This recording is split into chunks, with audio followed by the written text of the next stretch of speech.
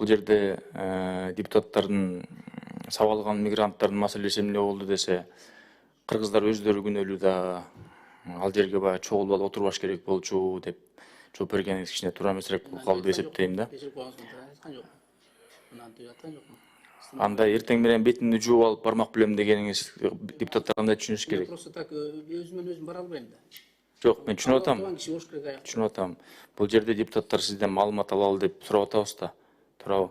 Анан хотя бы баягы мындай мамиле болуп калды. Сабалгандардын таламын эмес, ошо сабагандардын таламын талашкандай депутаттарга мамиле кылып койдуңуз да азырча. Тилекке каршы.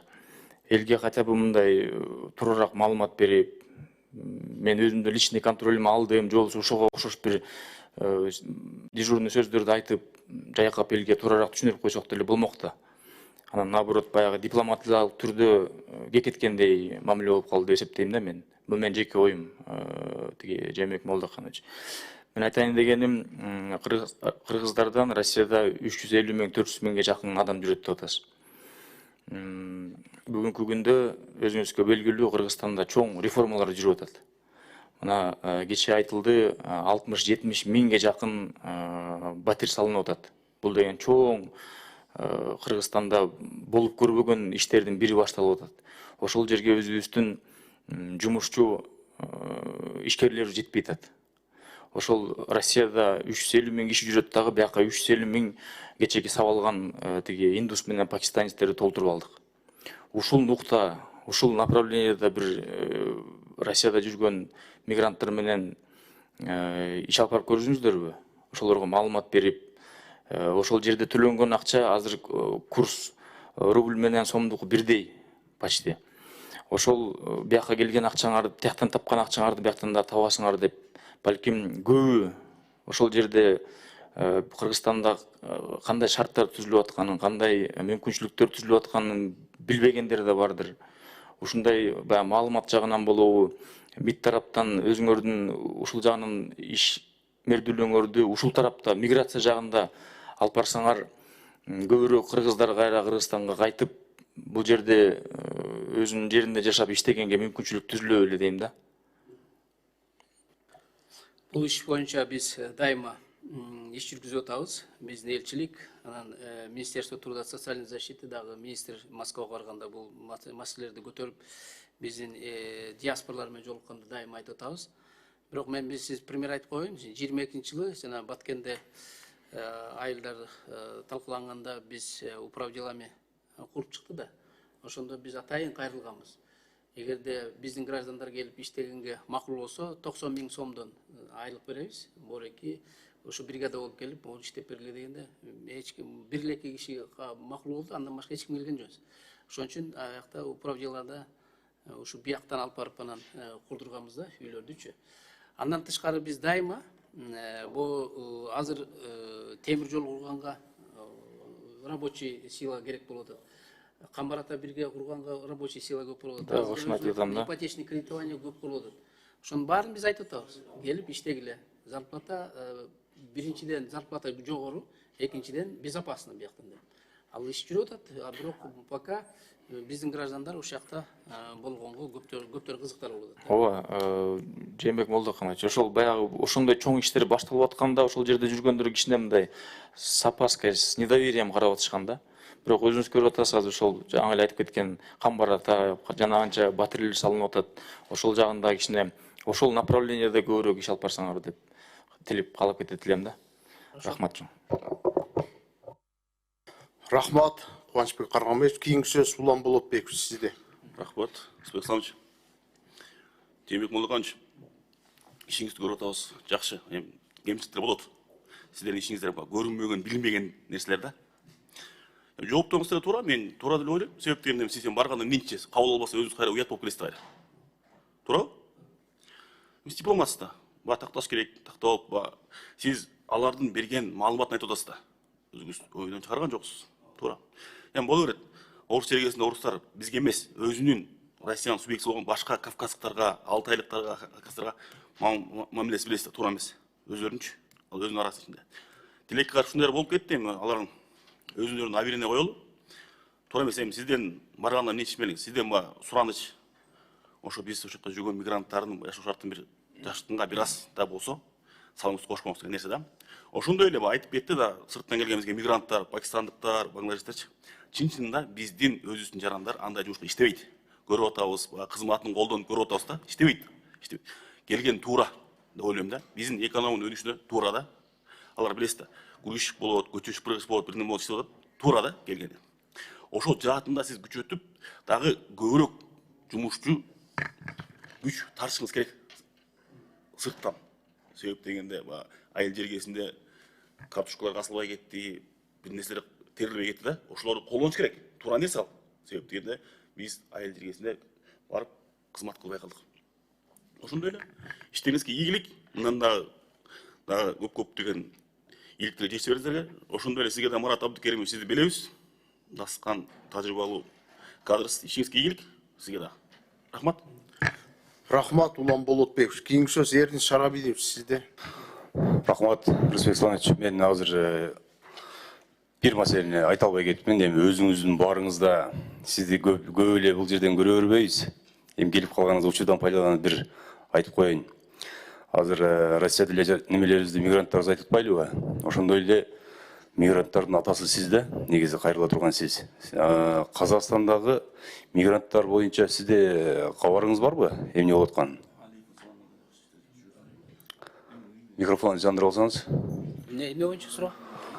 Мага бир келип түшкөн маалыматтар, анан эми азыркы WhatsApp деген бар, кайрылгандардын арасында көп эсесе биздин кыргыз праваны ал жакта, хотя аларда жаран болуп, эмесин алган, паспортун алып, ал жакта регистрация болгон.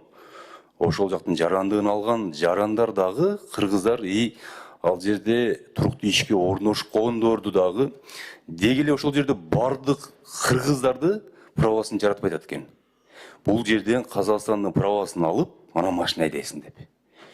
Бул деген жат көрүнүш да. Себеби дегенде биз казак кыргыздай бир тууганчылык жакын жок да, эл жок. Мындай караганда өтө жакын элбиз, жакын турабыз. Анан кыргыздарды силер могу кыргыздын правасын жаратпайсыз, биздин казактын правасын алып туруп анан айдайсыңар деген ультимат. Ошол боюнча маалыматыңыз барбы? Бул белгилүү маселе. Бул боюнча иштегенбиз. Биринчиден мен сизге айтып коеюн. Микрофон жакыныраак коюңуз. Казактар менен сүйлөшкөндө казактар айткан, эгерде сиз казак жарандыгын алсаңыз, казак жарандыгын алып, эгерде биздин толук граждан боло турган болсоңуз, анда полностью бүт документацияны казактын документтерин алыш керек деген алардын условиясы бар. Алар айтышкан, силерди мисалы үчүн, эгерде биздин гражданин убактылуу менен барып, биздин гражданин Вид на жительство. жумуш кылып жүрсө, алар тийбейт, биздин права жарай берет. Но эгерде сиз казактын гражданын алып, паспортун алып, уже граждан болгондо алар айтып атат, анда паспорт алмаштырганда граждан болгондо полностью документтериңди анда казактыкын өткөр деп. Алардын ички законунда ошондой принято. Ошон үчүн биз аларга сүйлөшкө жүргүзгөнбүз, аларга айтканбыз. Бирок алар айтып атат, эгер гражданды алгандан кийин документтер турарыла деп. Эми Жээнбек Молдоканович, эме да ошондой маселелерди чече турган сиз да. Анан булар азыр сиз айтып атасыз, жарандыгын алган деле ошолор кайсыл жерине барсаң, ошолордун мыйзамын сыйлаш керек, кайсы мамлекетте туура.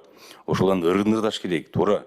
Бирок жарандыгын албаган дагы временно тургандар дагы права аласың, анан айдайсың деп жаратпай атат экен азыркы мезгилде. Эми өзүңүз билесиз, эми конечно бул пример кандай болсо, мисалы үчүн биздин граждандар Америкага барганда унчукпай эле алмаштырып атпайбы праваларды? А эмне үчүн Казакстанга же Россияга барганда ушундай вопростор чыгып атат, билбей атам да. Анткени да, алар айтып атат, биз бир турган мамлекетпиз, жардам беребиздир, бирок закондо, биздин ички закондо ушундай кабыл алган деп атпайбы? Аны биз алар ички законун айта албайбыз да, силер өзгөрткүлө биз үчүн депчи. Алар айтып атат, башка граждандар, пожалуйста, келип иштей берсин. Бирок эгерде биздин граждан болгондон кийин, пожалуйста, оңдосун деп атат. Алардыкыда логика туура. Бирок биз бул вопроска аны 4-5 жылдан бери келатат да. Мен элчи болуп жүргөндөн бери бул вопрос менен иштегем. Мен аякта 2,5 жыл элчи болдум да. Бул вопросту билем баш аягына чейин. Аякта бүт премьер-министрден баштап бүт начальник ГАИне чейин баарына жолугуп сүйлөшүп чыккам. Алар айткан, урматтуу элчи, пожалуйста, иштей бергиле, проблема жок. Бирок граждандык алгандан кийин, пожалуйста, бүт документиңерди оңдогула деп. ушундай. Рахмат, ошол ошондо бир көзөмөлдөп койсоңуз. Рахмат, урматтуу депутаттар. Аябай Жээнбек Молдоканович өзү келип, ишмердүүлүгү боюнча аябай кенен маалымат берди. Өзгөчө биздин депутаттарды кооптондурган, ошондой эле ушул миграцияда жүргөн биздин жарандар боюнча өзгөчө маани берилип, ошого басым жасалып, суроолор берилди. Жээнбек Молдоканович ошол боюнча сиз тажрыйбалуу дипломат катары сөзсүз түрдө чараларды көрүп, тиешелүү иштерди жүргүзөсүз деп биз ишенебиз. Андан кийин бул жерде да кошумча сурай турган нерселер бар. Жээнбек Молдоканович, бул Банядагы болгон окуяны азыр айтып өтүштү. Бирок ошол эле учурда 9 апрелде ошондой эле окуя Москва районундагы Некрасовский айылында каргашалуу окуя катталган. Ал жерде ушул 14 жашар орус бала 9 жашар кыргыз баланы бышактап койгон. Ал боюнча кандай иш-чара жүргүзүлүп атат? Ал эмненин негизинде ушундай нерсе болду? Ошол боюнча да маалымат берип койсоңуз, ошол боюнча депутаттар сурабай калды да. Биздин элчилик иш алып барып атат. Ал боюнча иш козголгон. Азыр баягы териштирүү жүрүп атат да, правоохранительный органдар менен. Ал биздин элчиликтин контролунда и МВДнын представителинин контролунда. Ушул нерсени өзгөчө көзөмөлгө алсаңыздар, эми 9 жаштагы бала, эмне күнү 14 жаштагы орус жигит келип бышактап ата энесинин колуна тапшырып берип коюп атат.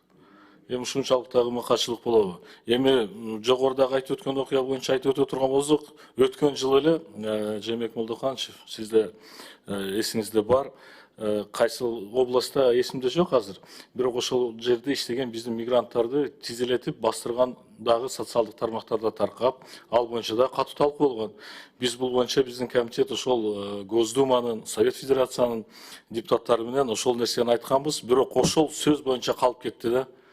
Тиешелүү жетекчилер же жоопкерчиликке тартылбады, же мыйзамдын чегинде, Россиянын мыйзам чегинде бир кандайдыр бир чаралар көрүлгөн боюнча бир маалымат болгон жок. Да, сиз айтып өткөн биздин баягы 5 кол тең эмес, биздин дагы мыйзамды бузган жарандарыбыз бар. Аларга маселе жок. Кайсыл мамлекетке барсаң, ал мамлекеттин мыйзамын, үрп адаттарын биз сыйлашыбыз керек. Эгер да ал мыйзамдарды сыйлабастан кандайдыр бир мыйзамсыз иштерге барса, албетте ал өз башы менен жооп бериш керек. Бирок кечегиндей мыйзамсыз аракеттерге Жээнбек Молдоканович, сиздер жол бербегенге максималдуу түрдө аракет көрүшүңүздөр керек. Туура, ал бул биздин бирден бир ишибиз. Бирок жанагы Сибирде болгон ситуация боюнча биз ал боюнча да көпкө баягы сүйлөшүүлөр жүрүп, териштирүү болгон. Аягында алар местный орган властьтин, ошо шаардын вице-мэри бизге кечирим сураган. Милициялардын ошого барган, катышкан, операцияга катышкан милициянын начальнигине сөгүш берилген. Анан ошонун негизинде вице-мэри бизге кечирим сурап кагаз жиберген. Ал биздин бар ал иш. Аны болбосо сиздер жалпы маалымат каражаттарын ошол жумуш боюнча жарыялап коюшуңуздар керек эле. Мына ушул жумуштун натыйжасында ушундай чаралар көрүлүптүр деп, ал боюнча эч ким маалымат жок болуп калды да. Жээнбек Молдоканович.